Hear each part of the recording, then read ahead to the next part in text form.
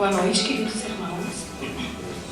Vamos então iniciar o trabalho desta noite com a nossa oração, rogando aos benfeitores dessa casa que desde já possam nos envolver em fluidos de harmonia e muita paz, na certeza de que cada um de nós já está recebendo na medida das suas necessidades, e possamos estar bem atentos aos estudos desta noite, recambiando com a espiritualidade desta casa, recebendo amparo e intuição, que retornemos aos nossos lares felizes e em segurança. Que assim seja.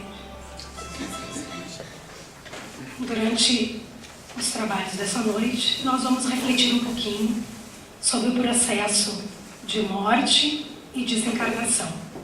Vamos tentar, durante o estudo, responder as seguintes indagações. Existe diferença entre morrer e desencarnar? Será que morrer e desencarnar significam a mesma coisa? A morte e a desencarnação ocorrem simultaneamente sempre? Existem diferenças nesse processo de morrer e desencarnar?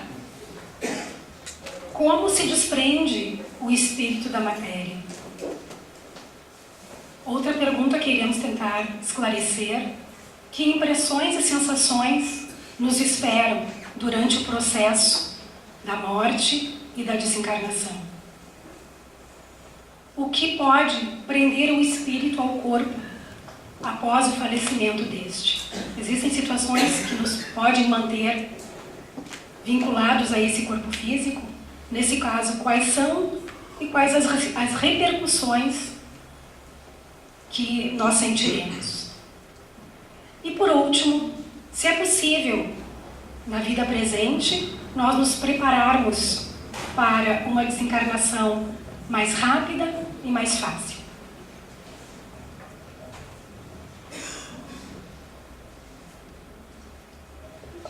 Então, esclarecendo a respeito se morrer e desencarnar significam a mesma coisa.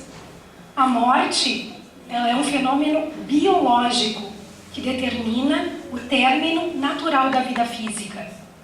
Ou seja, morrer não é a mesma coisa que desencarnar. Morrer é a cessação da vida orgânica, o fim da vida biológica. Isto é morrer. E desencarnar é o processo de desligamento do espírito em relação ao corpo físico e das influências que a matéria imprime nesse ser espiritual. Então, o processo de desencarnação é o processo de desligamento de todos os elos, de todos os liames que nos ligam, enquanto ser espiritual, via perispírito, ao nosso corpo de carne. Para entendermos melhor o processo da desencarnação, vamos falar um pouquinho sobre o processo de reencarnação. Ao reencarnar, o espírito ele vai se ligando a esse novo corpo físico em formação lentamente, através do seu perispírito, que vai se unindo a esse novo corpo, molécula a molécula, átomo a átomo. Então, no processo de desencarnação, acontece a mesma coisa inversamente. A desencarnação se dá quando são desligados todos os pontos de ligação, molécula a molécula, átomo a átomo, desse perispírito em relação ao seu corpo físico. Por isso que morrer e desencarnar não são a mesma coisa. Morrer, do ponto de vista espiritual, nem sempre é desencarnar. Isto é, libertar-se da matéria e suas implicações. Como nós vivemos numa comunidade acostumada a ver as coisas do ponto de vista material, é muito comum, o senso comum, comentar a respeito da desencarnação, da morte, coisas do tipo, descansou, né? Diante de um corpo inerte, num velório, as pessoas comentam, agora ele descansou, né? Agora vai dormir eternamente. Descansou? Não se sabe, depende, né? Depende E a morte só nos liberta desse corpo físico, né? A vida espiritual é muito ativa, bem mais do que nós possamos imaginar. Então, diante de um corpo inerte, nem sempre a situação daquele irmão, né, na condição de espírito, está tão tranquila quanto nós imaginamos, no sentido de olharmos para aquele corpo inerte e determinarmos a condição em que ele se encontra. Quais são as sensações, então, que precedem o processo de desencarnação e que sucedem a esse processo? Essas sensações, elas são infinitamente variadas e elas dependem do caráter, do mérito daquela pessoa e da elevação moral. São 3 questões fundamentais que vão determinar o processo de adaptação e de passamento para o mundo espiritual de cada um de nós. Como a maioria de nós reencarnados aqui na Terra não passa de um grau mediano de evolução, para a maioria de nós a separação, o desencarne é quase sempre lento e gradual. Nós todos passamos por esse processo, ainda exigindo uma certa atenção, que depende da nossa elevação, é mais ou menos demorada. O homem é um ser complexo. Nós somos compostos de 3 elementos. O primeiro deles, o corpo físico, né, que é esse envoltório material que nós usamos de forma temporária no nosso processo de aprendizado aqui na Terra e que nós abandonamos quando morremos. Assim como quando uma roupa não nos serve mais, nós deixamos de usar. O perispírito, que é esse corpo fluídico, esse invólucro semimaterial, que é permanente, invisível para os nossos sentidos humanos aqui, né? Exceção para os médiuns ostensivos, e que acompanha a alma em seu processo de evolução.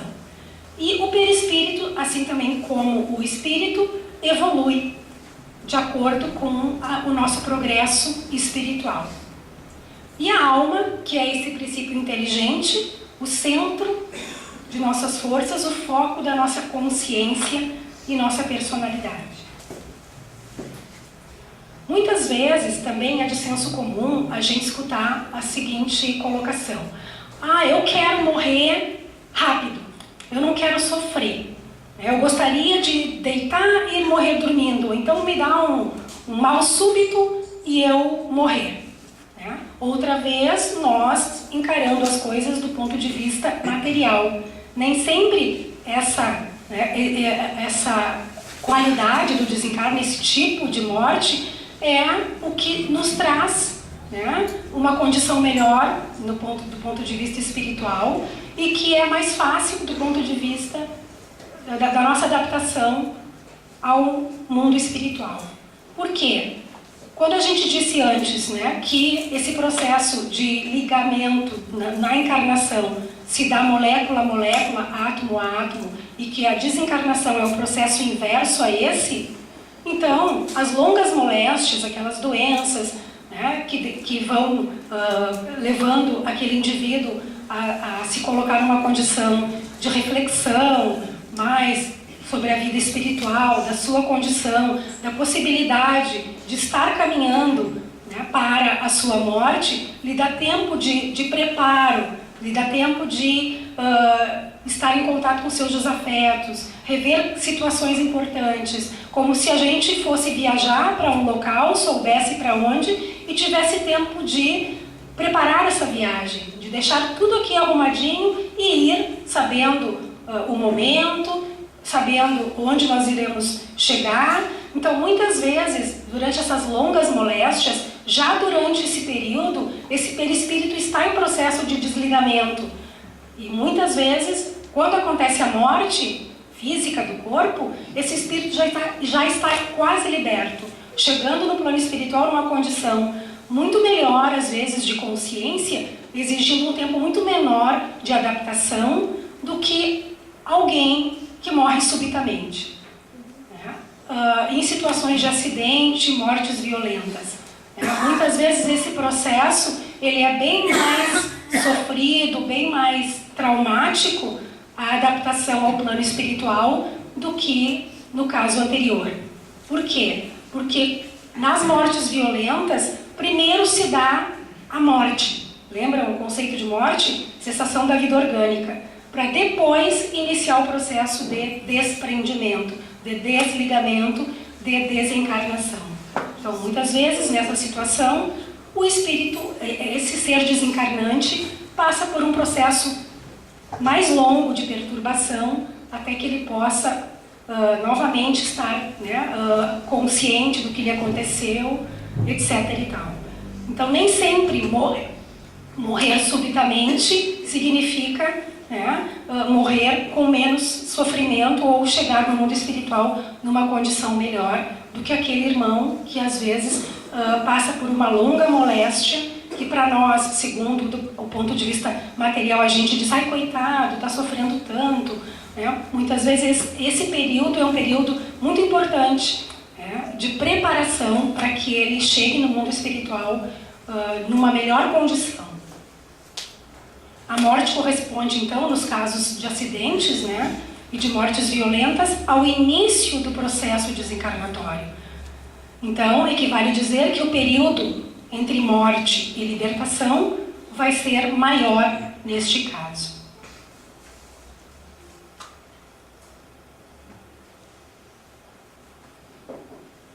Outro caso importante de salientar é a questão do suicídio. As vítimas de suicídio, suicidas, são vítimas de sensações muito complicadas. Por quê? Quando nós reencarnamos, nós possuímos uma quantidade de fluido vital no nosso corpo físico que precisa durar, né, que necessariamente duraria até o momento da nossa morte natural, ou seja, no momento em que a lei divina havia estabelecido que nós retornaríamos ao mundo espiritual. Então, esse corpo físico, ele está impregnado dessa quantidade de fluido vital. Quando eu determino por livre-arbítrio retirar, acabar com a minha vida orgânica, me matar, morrer, né, sem respeitar esse tempo que a lei divina me colocou, eu vou morrer, mas o meu corpo físico vai estar encharcado dessa quantidade de fluido vital, que vai prender o meu corpo espiritual, o meu perispírito, vai imantar esse meu corpo espiritual e meu espírito a esse corpo físico, fazendo com que eu realmente passe por situações muito complicadas, que eu fique vinculado a esse corpo sem vida, até o momento em que esse fluido vital, né, disperso no ambiente, esteja em condições, que eu dispersando esse fluido vital, eu consiga ficar em condições de receber esse amparo e esse auxílio do mundo espiritual. E isso, então, muitas vezes é um processo que leva algum tempo, né, até anos, e o espírito sofre as consequências desse ato, né, muitas vezes permanecendo ligado ao corpo e sofrendo as consequências disso, né, assistindo ao enterro, ao velório, à decomposição do corpo, sentindo os efeitos no seu perispírito desse reflexo dele ainda estar ligado ao corpo físico através desse fluido vital. Do acima exposto resulta que o sofrimento que acompanha a morte está subordinado à força de aderência que une o corpo ao perispírito. Quanto mais esses laços forem fortes, né, esses laços que ainda estão nos ligando ao corpo físico forem fortes, mais dificuldade, mais sensações ruins nós sentiremos nesse processo de desligamento. Inclusive, existem vários livros psicografados, né, que expõem a questão do suicídio. O mais conhecido deles é o livro Memórias de um Suicida, escrito pela psicografia de Ivone do Amaral Pereira, que conta a história de um escritor, né, narrando todo o processo que ele passou após o suicídio. É muito interessante, nos informa bastante a respeito. Então, Allan Kardec, o codificador da doutrina espírita, referiu-se também ao número de pontos de contato existentes entre o corpo e o perispírito. por serem esses os responsáveis pela maior ou menor dificuldade na separação. Então, uma desencarnação mais tranquila, mais suave, sem muitos reflexos de perturbação, né, está na proporção de estarmos menos ligados a esse corpo físico, a esse mundo material. Quanto mais ligados estivermos, né, nas sensações materiais, no corpo físico, mais difícil e demorada será esse processo de desencarnação, embora a morte já tenha acontecido.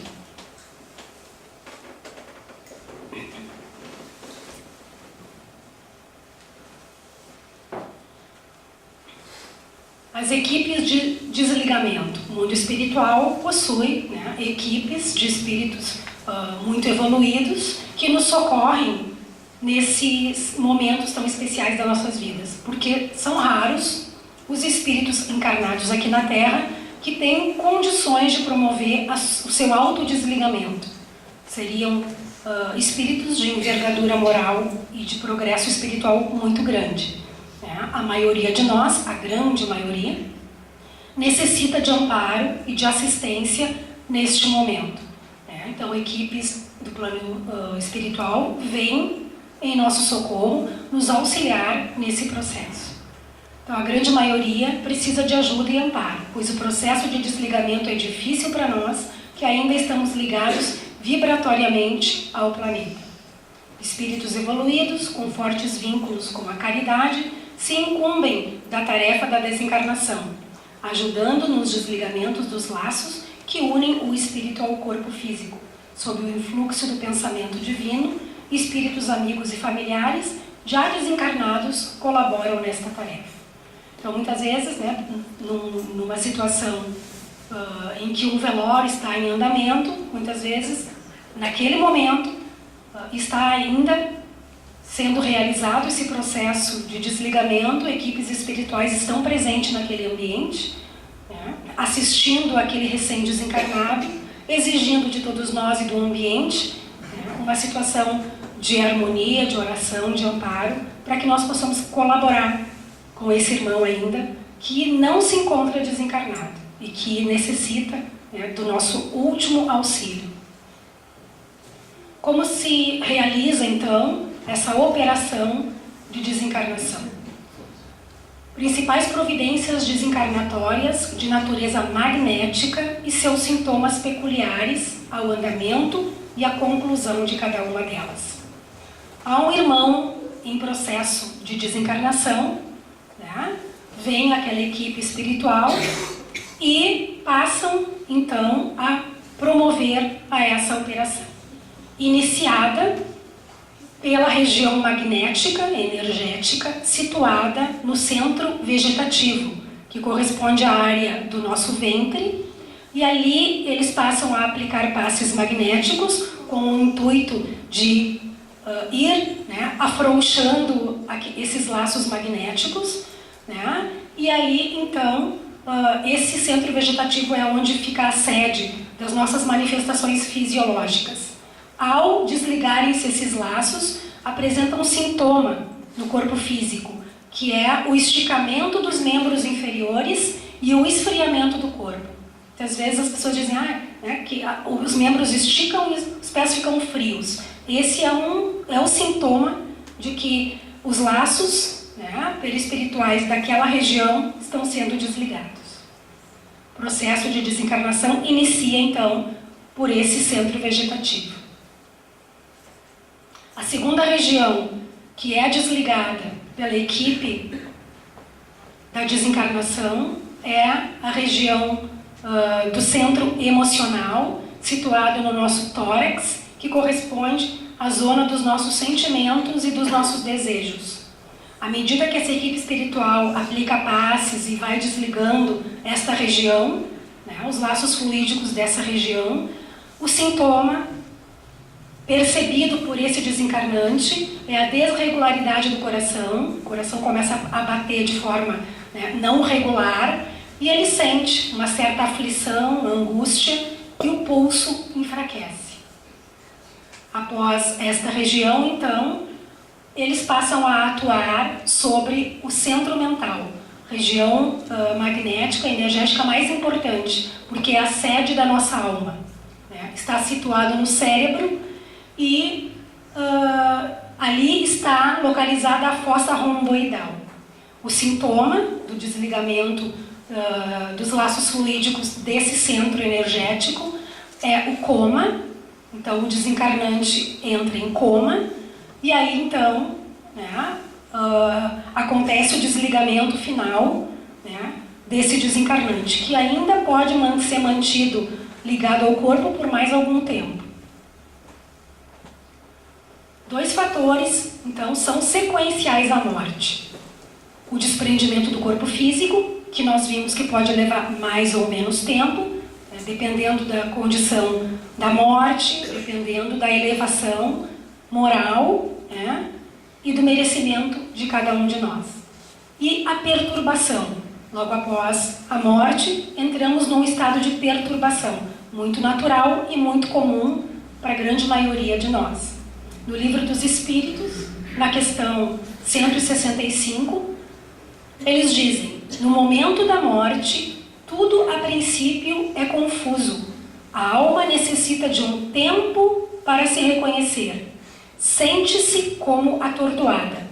E a frase continua.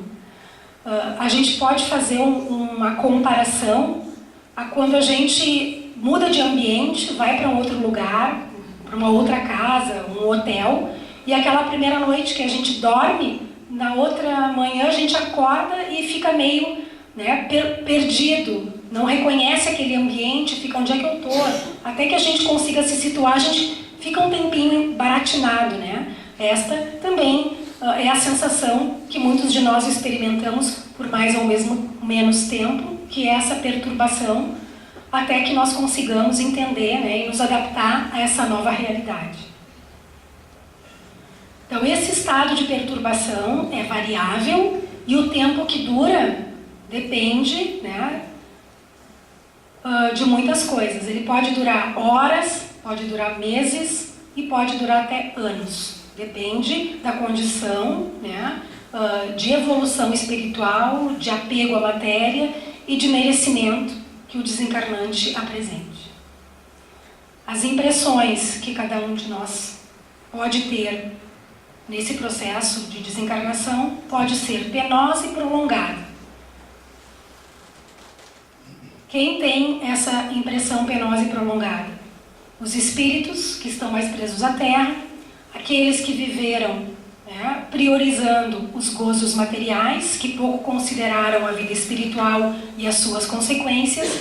Portanto, nesses casos, né, os laços que prendem os seus perispíritos aos corpos são mais fortes e mais numerosos e, portanto, esse desencarnante apresenta um perispírito muito mais impregnado de fluidos, né, grosseiros, que vão causar essa impressão penosa e prolongada. No livro dos Espíritos diz assim: são muitos os negligentes que vivem como se a vida no corpo físico fosse eterna, procurando nos excessos e viciações a plenitude do prazer. Como resultado, criam fortes impressões e laços magnéticos, dos quais não se libertam de imediato. De acordo com o Mestre Jesus, cada um receberá segundo as suas obras. Consequentemente, o intervalo de tempo entre a morte biológica e a desencarnação tem relação direta com o gênero de vida do espírito enquanto encarnado. Ou seja, tem a ver com a qualidade dos seus pensamentos, né, e a qualidade das ações que ele praticou enquanto viveu. E o desprendimento é mais fácil para aqueles que procuraram não ligar-se tanto às coisas materiais, que desde já aqui na Terra procuraram exercitar o desapego desde dos objetos materiais quanto das pessoas, né?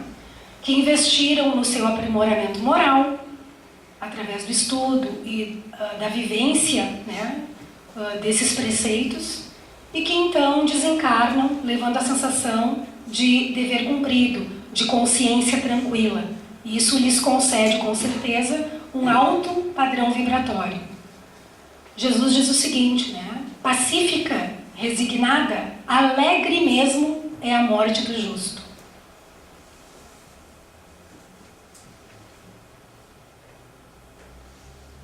Caído o vestuário de carne, a luz penetra-o, e a sua alma aparece nua, deixando ver o quadro vivo de seus atos, vontades e desejos. Momento solene, exame cheio de angústia e muitas vezes de desilusão. As recordações despertam e a vida inteira desenrola-se como seu cortejo de faltas, de fraquezas e misérias. Da infância à morte, tudo, pensamentos, palavras, ações, tudo sai da sombra. Reaparece a luz, anima-se e revive. Vários espíritos, né, no livro Céu e Inferno tem alguns exemplos, no livro A Crise da Morte também, citam essa realidade, que diante de si, em determinado momento, viram passar como se fosse um filme muito rápido, de tudo o que eles fizeram, pensaram, de tudo que nós, né, pensamos, fizemos, como se fosse um reviver da vida inteira, da infância à morte. Eis para o espírito a hora da verdadeira tortura moral. Essa evocação do passado traz-lhe a sentença temível, a repreensão da sua própria consciência.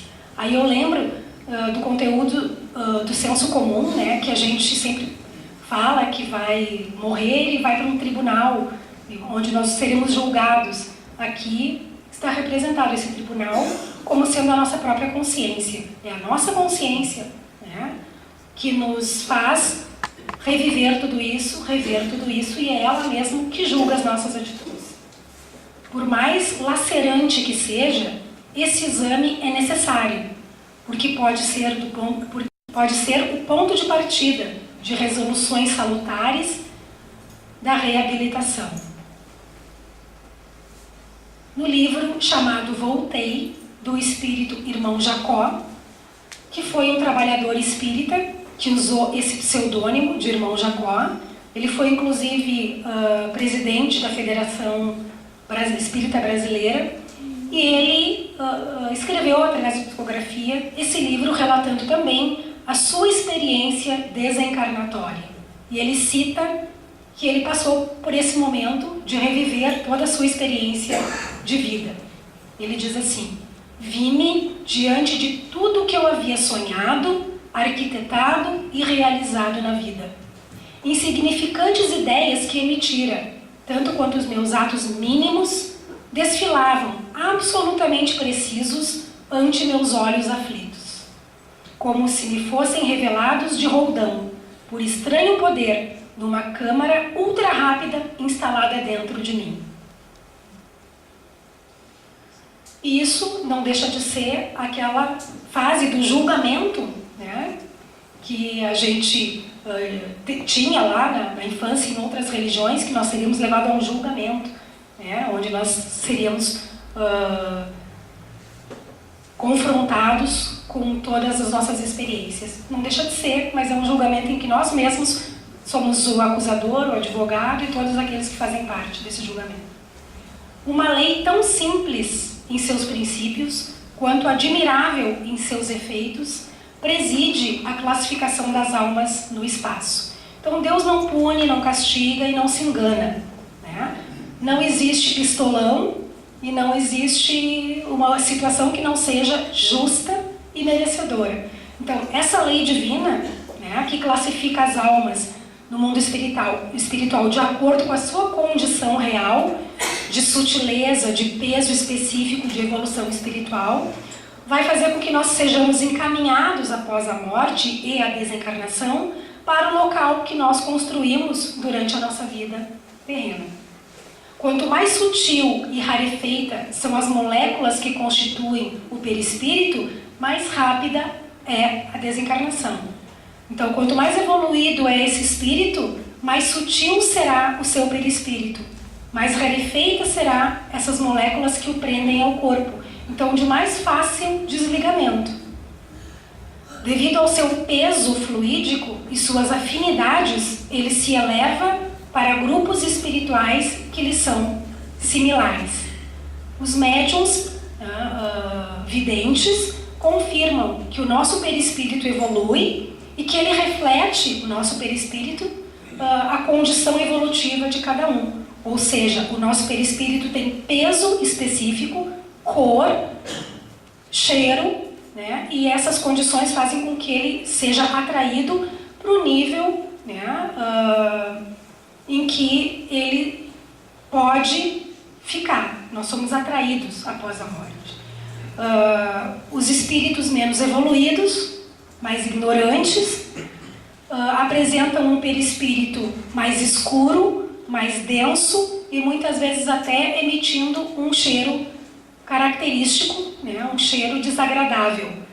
E um espírito, à medida que ele vai se purificando e evoluindo, ele vai se tornando mais claro, mais iluminado, mais sutil, né, e consequentemente vai alcançando regiões mais altas, mais evoluídas de acesso. A natureza e o grau de depuração desse espírito determina o nível e a classe no meio que lhe é próprio. Então, nós não existe a gente chegar lá e dizer assim, mas eu estou no lugar errado, meu nível não é esse, eu teria direito a uma outra situação. Não, é realmente aquela em que nós estivermos, né, impresso no nosso perispírito. Nós, enquanto espíritos, refletiremos o nosso grau de evolução alcançado durante a nossa tarefa aqui na Terra. Compara-se a situação dos espíritos no espaço à dos balões cheios de gases de densidade diferente, que, dependendo do seu peso específico, se elevam a alturas diversas.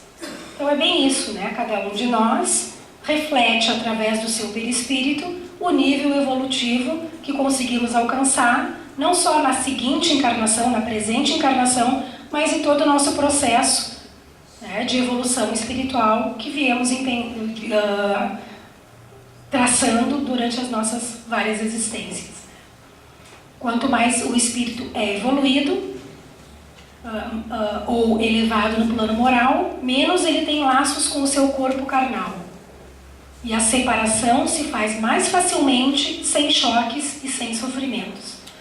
No início do trabalho, uma das perguntas era: nós podemos tornar o nosso desencarne mais rápido e menos doloroso, mais tranquilo? Sim, podemos, né? A partir da vida que nós levarmos, o investimento em que nós estamos fazendo para que quando essa hora chegue, nós possamos nos comportar de uma forma mais lúcida e possamos levar, né, durante a nossa vida, situações de pensamentos e de atitudes que possam se converter para nós neste momento em um momento de tranquilidade, de amparo, para que nós sejamos então, quando chegar esse momento, merecedores dessa assistência e que nós possamos colaborar, inclusive de forma mais consciente, com esse processo de desligamento dos nossos laços fluídicos em relação ao nosso corpo físico.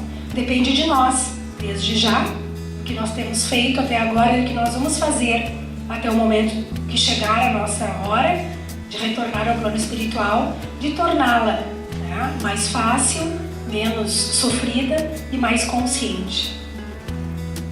Agradeço então a atenção dos irmãos, que nós possamos retornar aos nossos lares envolvidos por essas vibrações de muita harmonia e muita paz. Muito obrigada.